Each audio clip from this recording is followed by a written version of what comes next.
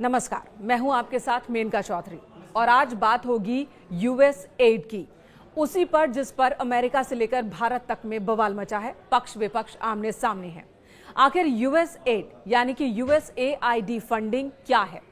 इस फंडिंग के जरिए अमेरिका ने भारत को कितना फंड दिया और वो रुपए किससे मिले, सीधे सरकार को या फिर किसी संस्था या प्रोजेक्ट को? ये पैसे कहां कहां खर्च हुए और मतदान को प्रभावित करने के लिए की गई फंडिंग की हकीकत क्या है? पूरा देश फिलहाल इन्हीं सवालों के जवाब तलाश रहा है। अमेरिका से लेकर भारत तक में इस पर बहस हो रही है। अमेरिका में ट्रंप की मौजूदा सरकार और बाइडेन की पूर्व सरकार में इस मुद्दे पर ठन गई है, तो भारत में सरकार और कांग्रेस के बीच वार पलटवार चल रहा है। तो चलिए विस्तार से जानते हैं कि यूएस एड क्या है और $21 मिलियन का रहस्य क्या है। शुरुआत ताजा जानकारी से करते हैं।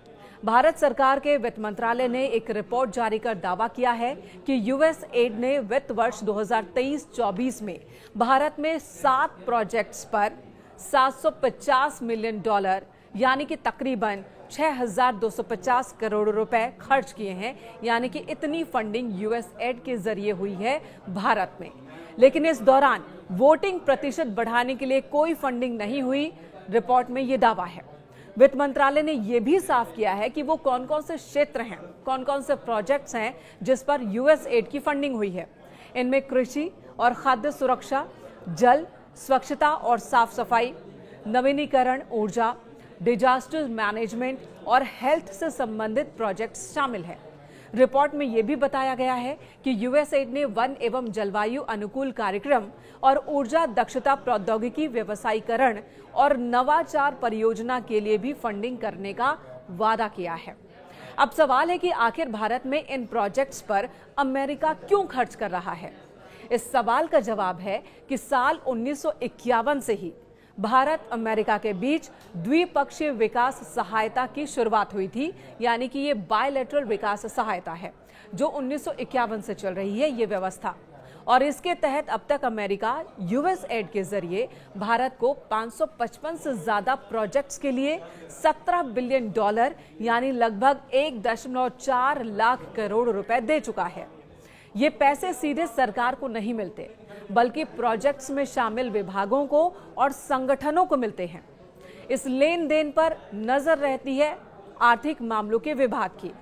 वित्त मंत्रालय की ओर से आर्थिक मामलों का विभाग नजर रखता है और यही विभाग द्विपक्षीय वित्त पोषण यानी कि पैसों के लेन देन की व्यवस्था के लिए नोडल विभाग भी है।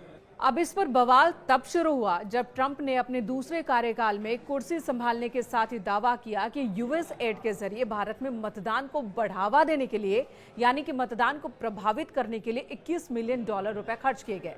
और इसी के साथ ट्रंप ने बांग्लादेश में $29 मिलियन और नेपाल में भी राजनीतिक स्थिरता के लिए $29 मिलियन खर्च किए जाने का दावा किया। ट्रंप ने तो आक्रामक रवैया अख्तियार करते हुए ये भी कह दिया कि भारत को इस रकम की जरूरत नहीं है।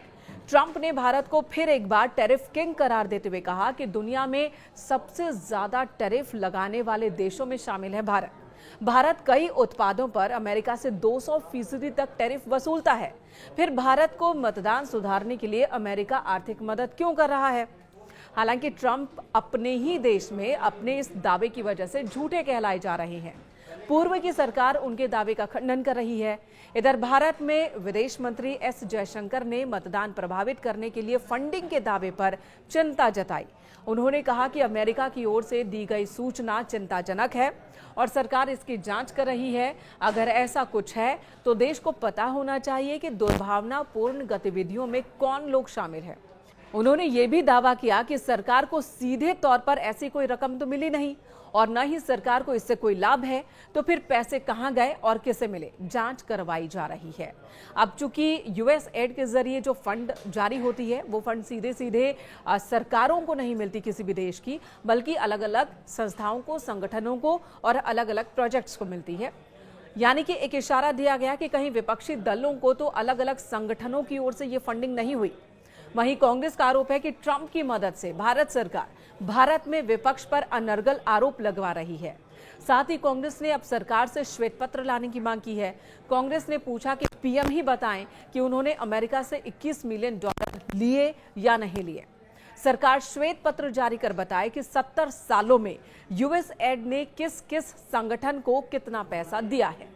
यानी कि फिलहाल भारत में भी इस पर बवाल थमता नहीं दिख रहा है। अभी तक कांग्रेस, जो कि डिफेंसिव मोड में दिख रही थी, वो अब अटैकिंग मोड में है और सरकार से सवाल किया जा रहा है कि सरकार बताए कि पैसे कहां-कहां खर्च हुए। और इसी सवाल के जवाब में वित्त मंत्रालय की ओर से 2023-24 वित्त वर्ष के बारे में जानकारी मुहैया करवाई गई है।